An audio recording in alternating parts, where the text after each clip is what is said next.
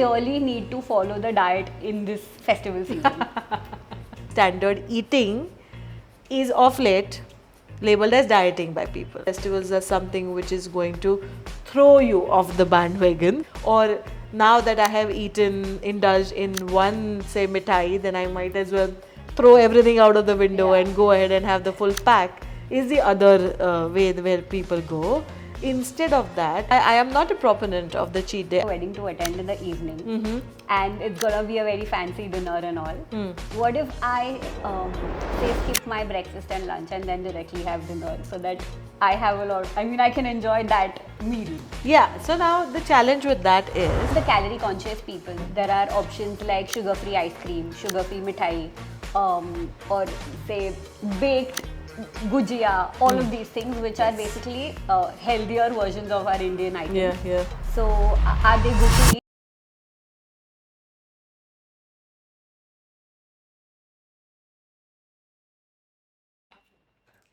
Dasra, Diwali, and the wedding season is coming up. So today, here we're going to talk about how to eat in these festivals and the wedding season that's coming up. So let's start off with the first question that all of us have. Do we really need to follow the diet in this festival season? Yeah. Do I have to be dieting during Yes. the festival season as well? Ah, that's a tough one to answer. I'll tell you why. Because that depends on what is your notion of dieting. Okay. Okay. Now, why do festivals or the wedding season and everything seem intimidating? Or why do people who are trying to be healthier get worked up or worried about it? The simple notion is like, अब मेरा diet टूट जाएगा. I'm going to break my diet is the concept that people are worried about when it comes to festivals and everything. That fear stems from a very restrictive diet. Okay. Now, a general healthy eating which is where you are moving or you are like exercising every day, you're walking a certain amount of say distance every day, you're also essentially prioritizing protein, not eating too much fatty foods, and you are eating your vegetables, drinking enough water. This, what is a healthy standard eating, is of late labeled as dieting by people. Yes. Okay. Yeah. Now, and the actual dieting, which is where people are going to some extreme levels of, just fasting or skipping breakfast or skipping dinners or not eating through the day so that they can party in the evening, which is again what happens a whole lot during the festivals, or wanting to lose, say, 5 kg of weight in a week and so on and so forth, which are very, very restrictive and very, very extreme methods. If you are following that, then the festival is going to seem intimidating to you. Or then you're going to worry that now here's something, an occasion, which is essentially going to break my regimen. Okay. But if you're generally eating healthy and if you're generally being mindful about life, if what you are doing is life ready in a way that you are looking at food as not just calories but also as something which is wholesome, which brings your family together, which is helping us to celebrate things, then this becomes easier. Okay, so what I recommend is that don't look at the festivals as something which is going to throw you off the bandwagon, because that's again a term that we hear a lot. Or now that I have indulged in one, say, mithai, then I might as well throw everything out of the window and go ahead and have the full pack, is the other way where people go.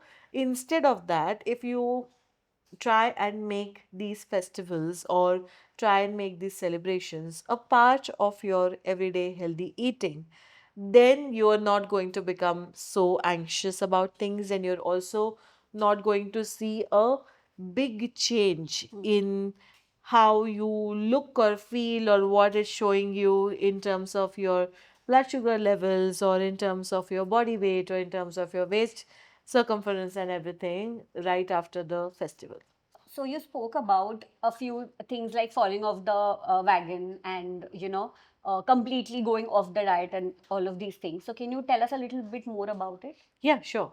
So, what happens when people are dieting? Again, I'm using these double quotes for dieting because the standard dieting is not very inclusive or is not very holistic. It doesn't have space for even a little bit of a deviation here and there because it's very regimented. It is okay, you are going to eat X gram of protein and Y gram of calories, and even a couple of calories here and there, and then people start panicking that, oh my God, now I'm not in a Yes. deficit, and oh my God, now, how will I, uh, say, be a certain size for the wedding, for example. Now, um, what happens with that is also where it leads you to a very weird mindset called the all or nothing mindset.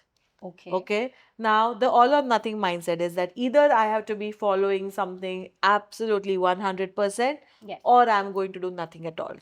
Yeah. Yeah. Yeah. Right. So when you do that, what happens is that even eating one potato chip makes you feel like, oh, I've broken whatever I was doing. Yeah. That minor deviation is also not okay.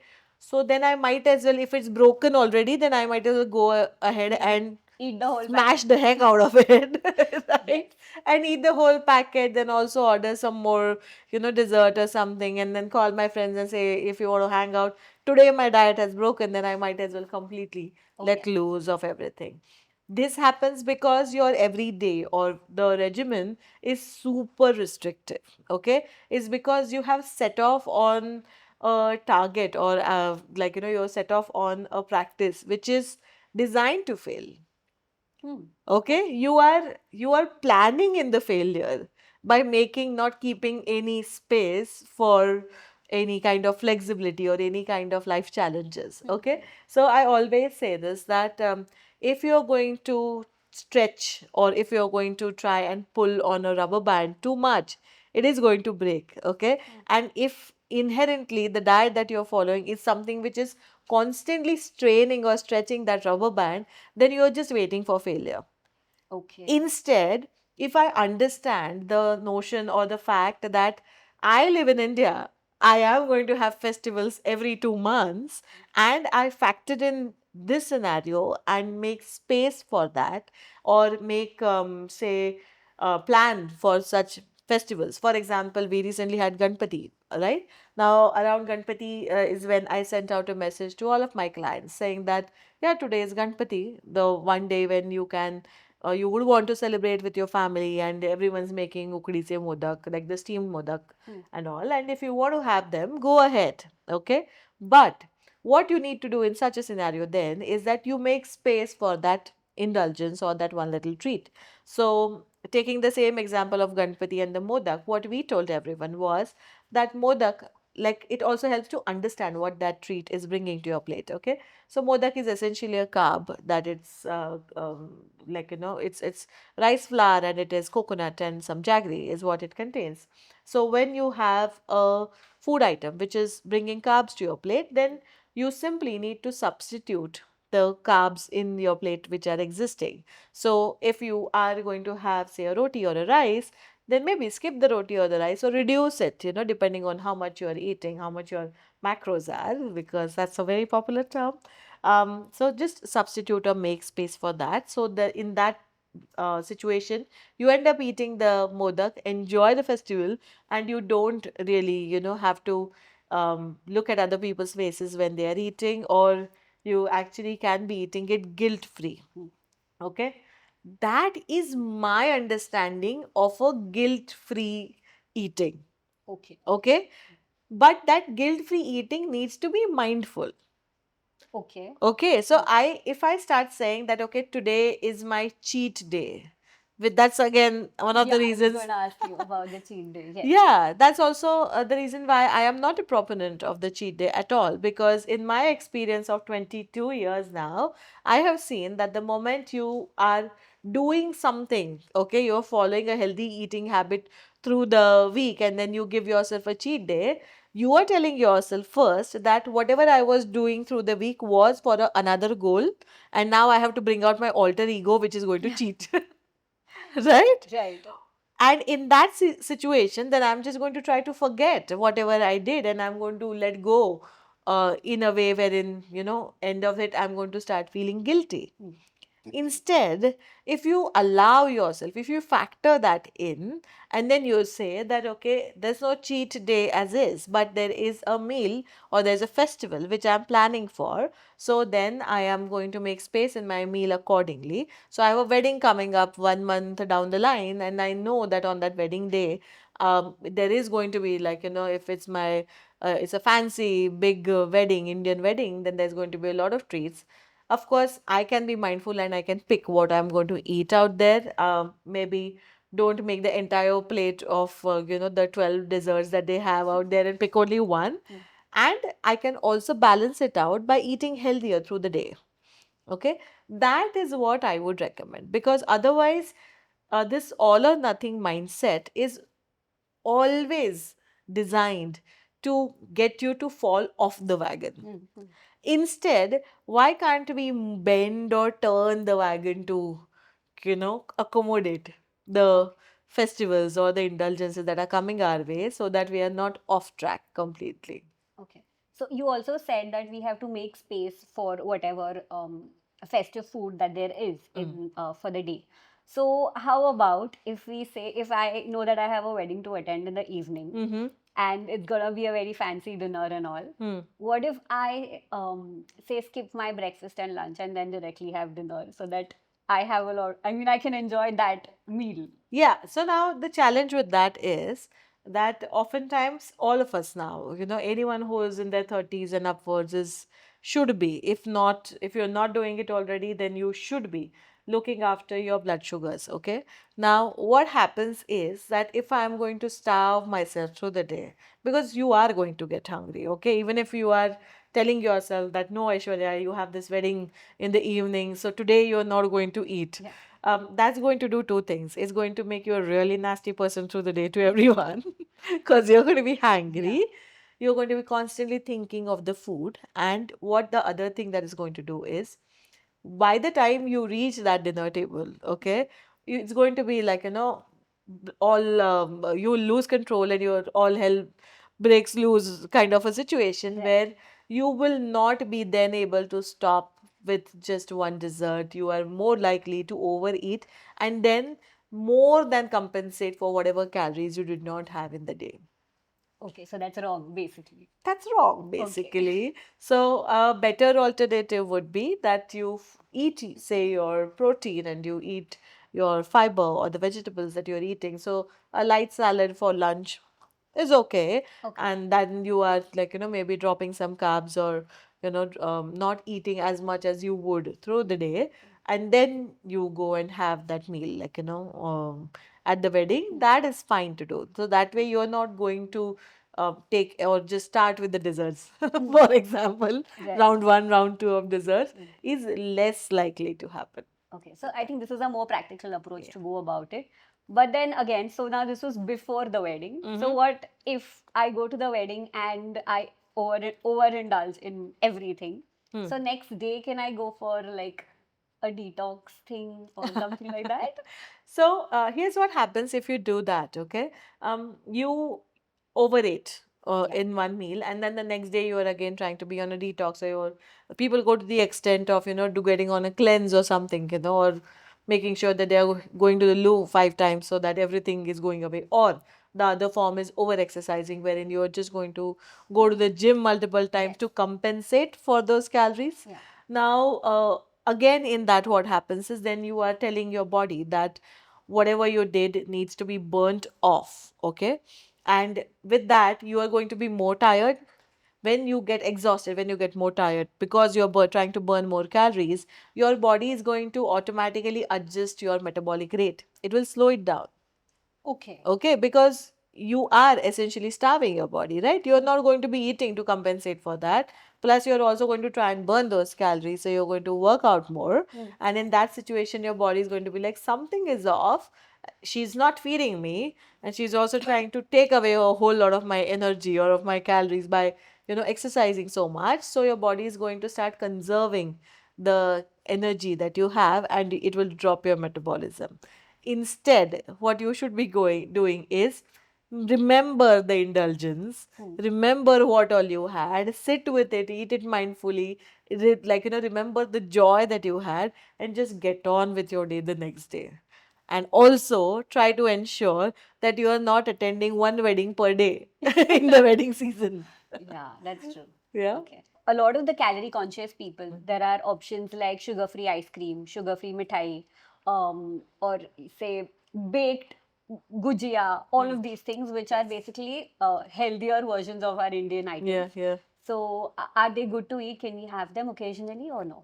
So we did a comparison of a lot of baked snacks and even baked versions of the traditional deep fried, say, treats. It could be gujia, it could be in Maharashtra we have the shankarpara and chirota and everything. Okay. Now, what we found was that even across, if you are going to compare the snacks that are available, so you find that you want the baked good also to taste like as close as possible to the real Yes. deal, Yes. right? So in doing that, you are then going to add a fair bit of fat to the baked item as well.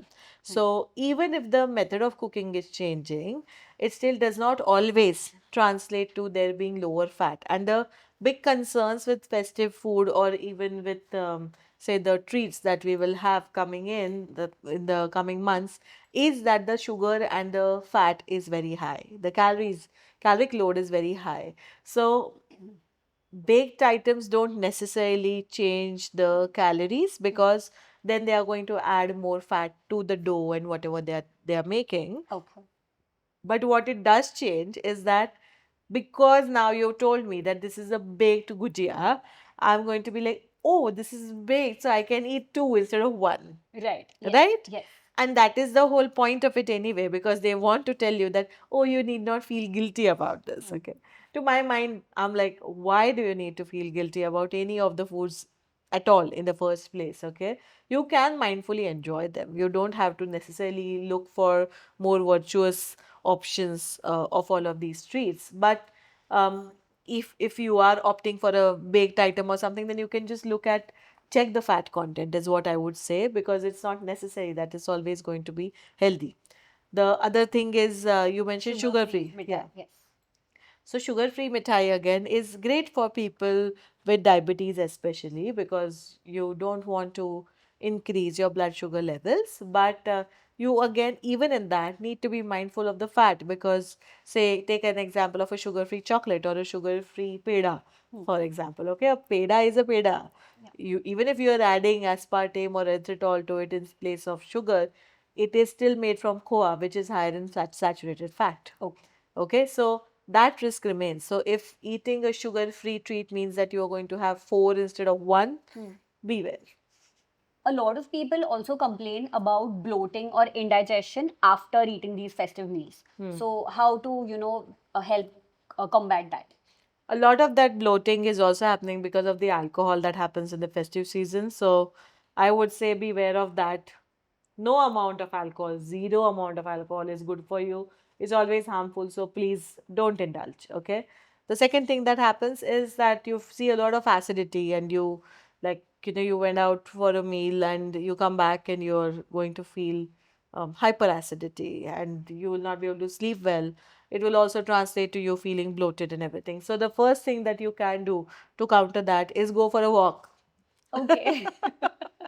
Okay. Well, that is the opposite. People just feel like just sleeping after. Yeah, eating. but yeah, because you had a big meal or even the Yeah. next day, because say you went out for a dinner or you went out for a wedding and you had the dinner there, and then you're going to come back feeling very sluggish and heavy because of the meal. Yes. And then it's also going to translate to you getting acidity through the night or reflux through the night. So then you will wake up not having well rested Yeah. and then want to sleep in. But that is the time to go for a walk because that's going to help you to reset your system a bit. So even if you're someone who goes to the gym, then I always say that, hit the gym in the morning, don't skip it.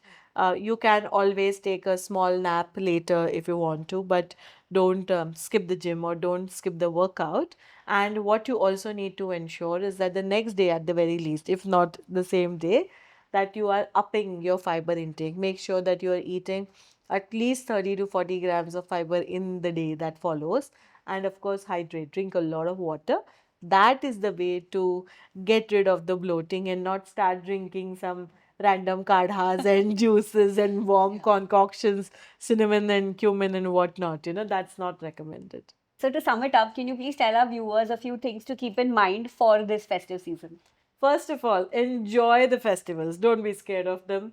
Secondly, don't be skipping meals just because you have some event coming later in the day or in the next week. If you want to prepare for the festive season, then what you need to do is start today. Start walking regularly, start eating a well balanced meal. Make sure that you are hitting your protein as well as your fiber goals and that you're hydrating well, because everyone wants a nice glowing skin in the festive season as well as for the weddings.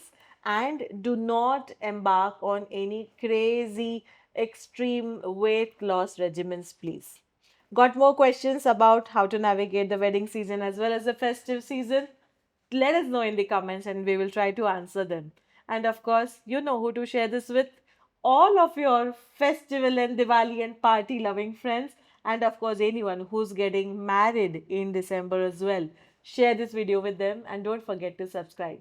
See you soon.